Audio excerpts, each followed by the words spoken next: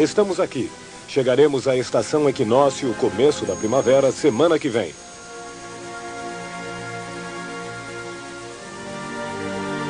Na semana passada, a sombra da Lua se projetou na Terra. A Lua passa exatamente entre a Terra e o Sol. É o eclipse solar.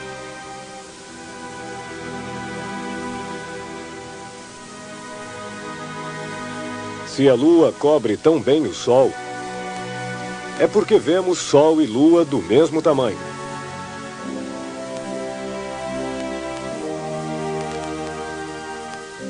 Na verdade, o Sol é enormemente maior do que a Lua e fica bem mais longe. Mas, por um acaso extraordinário, o Sol, que é 400 vezes maior do que a Lua, encontra-se também 400 vezes mais longe, aparecendo então com o mesmo tamanho. O eclipse total é único no sistema solar. A Lua oculta o Sol com tamanha precisão que só podemos ver este eclipse da Terra. Mas isto nem sempre funciona, pois a órbita da Terra não é um círculo, mas uma elipse. Assim como a órbita da Lua.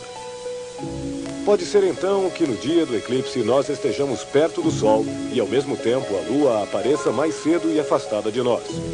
De certo, a Lua não chega mais a cobrir o Sol completamente e no lugar de um eclipse total, temos um eclipse em forma de anel.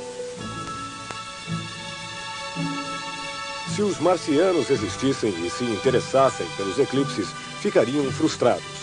Eles têm 2 luas, mas elas são pequenas demais para ocultar o Sol. Os marcianos não possuem eclipse. A princípio deveria haver um eclipse solar todos os meses, pois a Lua nova atravessa o eixo Terra-Sol todo mês. Mas este não é o caso porque a órbita da Lua é ligeiramente inclinada em relação à órbita da Terra e a sombra da Lua vai passar quer acima, quer por baixo da Terra. Para que a sombra da Lua caia sobre a Terra, é preciso que a Lua esteja exatamente no eixo Terra-Sol. A Lua deve passar no ponto que chamamos de nó, nem muito cedo, nem muito tarde. Semana passada foi o caso e o eclipse total ocorreu.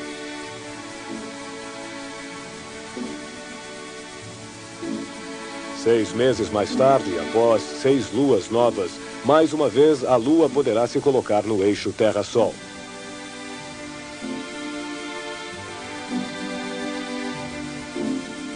Haverá um eclipse, mas será apenas um eclipse parcial, pois a Lua chegará 1 ano atrasada. A sombra da Lua apenas roçará a Terra. É o eclipse parcial.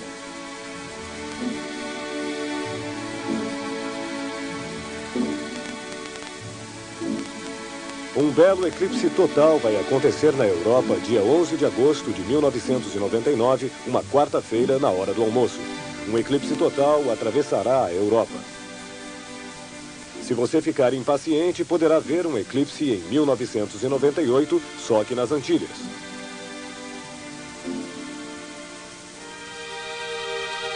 É muito raro poder observar um eclipse total do Sol. Apenas 1 ou 2 ocorrem a cada ano e como a área de sombra total é uma faixa estreita de aproximadamente 200 quilômetros de largura, é preciso muita sorte para estar no lugar certo, na hora certa. 2 semanas depois deste alinhamento, haverá um eclipse lunar,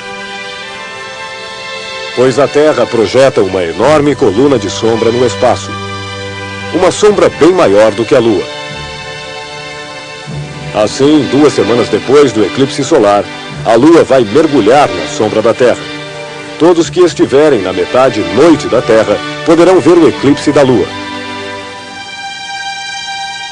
Você verá a sombra da Terra, nossa sombra, aparecer sobre a Lua cheia e obscurecê-la.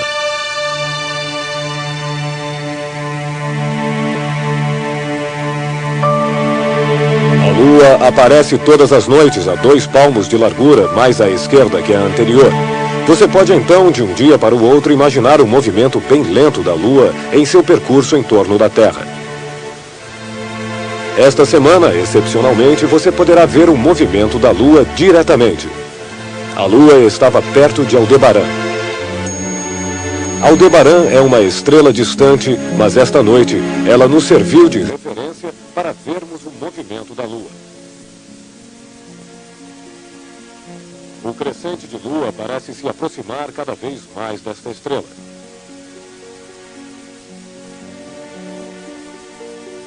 E, de repente, antes que o crescente se junte a ela, Aldebaran desaparece como que apagada do céu.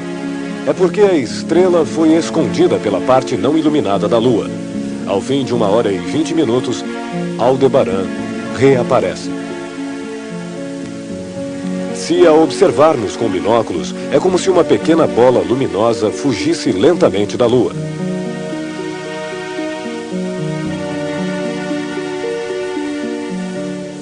Normalmente, o movimento da Lua, que gira em torno da Terra, é lento demais para ser visto. Mas esta noite, graças a Aldebaran, pudemos finalmente ver a Lua se mover.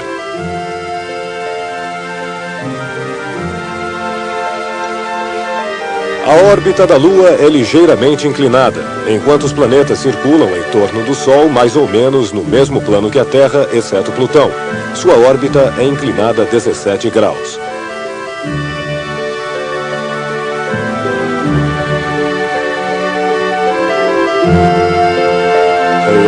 O novo cometa que se aproxima de nós tem uma órbita excepcional. Passa num ângulo direito acima do plano dos planetas. Olhando da Terra, o Sol vai se pôr às 19 horas e quando for noite, o cometa estará um pouco à direita, acima do lugar onde o Sol se pôs. O cometa Hale-Bopp vai passar mais perto da Terra dentro de 1 semana. Daqui a 2 semanas, ele vai passar mais perto do Sol. Depois, durante o mês de abril, ele vai voltar pelo plano dos planetas, mas aí o Sol estará entre nós e o cometa. Não o veremos mais.